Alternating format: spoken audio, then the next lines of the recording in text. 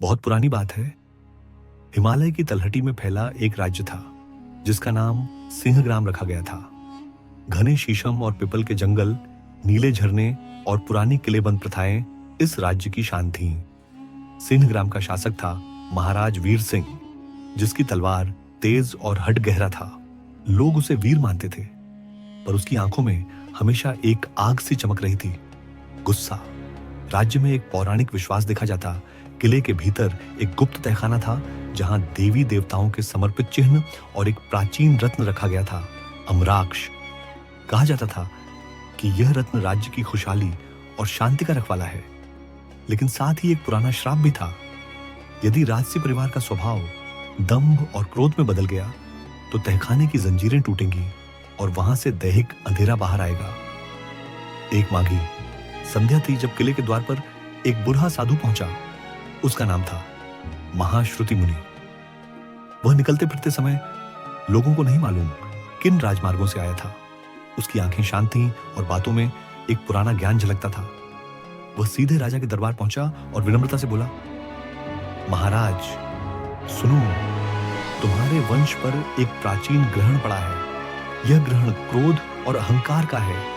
यदि तुमने अपना दिल न मिलीभगत और संतुलन से न संभाला तो उस तहखाने में जो जंजीरें हैं वे टूटेंगी और दो राक्षस, जिनका नाम है भरदाता और विलंबक, मुक्त होकर इस राज्य को खंड खंड कर देंगे। राजा वीर सिंह ने साधु की बात को तिरस्कार से देखा और गर्व से बोला, बूढ़े, तुम्हारे रूपक और कहानियां मेरी तलवार से नहीं डराती। मेरे राज्य का बल मेरे गुस्से और कठोर निर्णय में नहीं, मेरी शक्ति में है। तुम शांत हो जाओ। साधु ने फिर भी आंखों में गहरा दुखली कहा, महाराज, क्रोध वह आग है जो घर को जलाती है, ध्यान रखो। पर राजा की संतुष्टि और अभिमान साधु के शब्दों से अटल रहे। उसने साधु को महल से दूर कर दिया, पर साधु के होठों पर एक शोक संकेत और भविष्यवाणी की छाया बनी रही। दरबार में एक सेनापति था, विक्रमसेन, जो तेज चतुराई और मायावी मुस्कान के लिए जाना जाता था। वह राजा का विश्वास पात्र था, पर भीतर भीतर उसका दिल लालच और सत्ता के भूख से दहक रहा था। उसकी आंख अम्राक्ष पर टिकी थी। उसने महसूस किया कि यदि रत्न हाथ लगे तो वह अपने लिए भी राज्य की बागडोर बदल सकता है।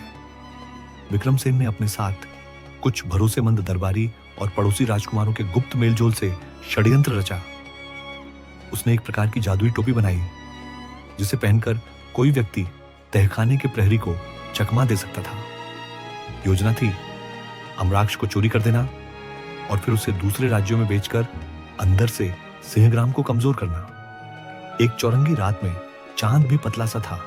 अम्राक्ष चोरी कर लिया गया। महल में हड़कंप मच गया। राजा का गुस्सा आग की तरह फूटा। बिना किसी सुनवाई के उसने कई दरबारियों को कैद में डाला और कड़ी सजाएं दी। निर्दोषों का भी खून बहा। शक्ति की यह चाल विक्रमसेन की योजना के अनुसार चली, पर उसने एक बड़ी गलती कर दी। उसने राजा के क्रोध को और तेज कर दिया और उसी क्रोध ने तहखाने की जंजीरों को कमजोर कर दिया।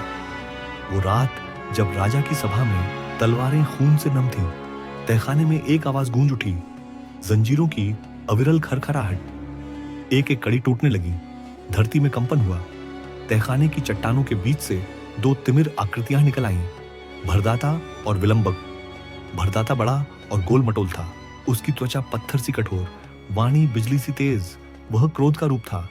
जितना राजा का गुस्सा जलता, भरदाता उतना ही बलवान होता गया। विलंबक पतला, लंबा और चालाक था। उसकी आंखों में धूर्त बुद्धि चमकती और उसकी ऊर्जा शत्रुता और धूर्तता से भरी थी।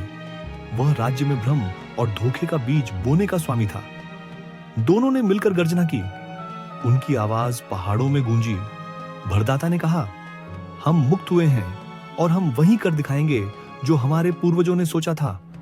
विलंबक ने हंसते हुए कहा, राज्य को तोड़ना आसान है, शासक का दिल ही हमारा सबसे बड़ा आहार है। राजा वीर सिंह ने राक्षसों के संघर्ष जागरण देखकर अपने आप को दोषी महसूस करना शुरू किया, पर बहुत देर हो चुकी थी। उसने अपने पुत्र राजकुमार आदित्य को बुलाया, जिसने सदैव धर्म, बुद्धि और करुणा का मार्ग चुना था। आदित्य ने पिता को समझाने का प्रयत्न किया कि गुस्सा से फैसले अपूर्ण होते हैं।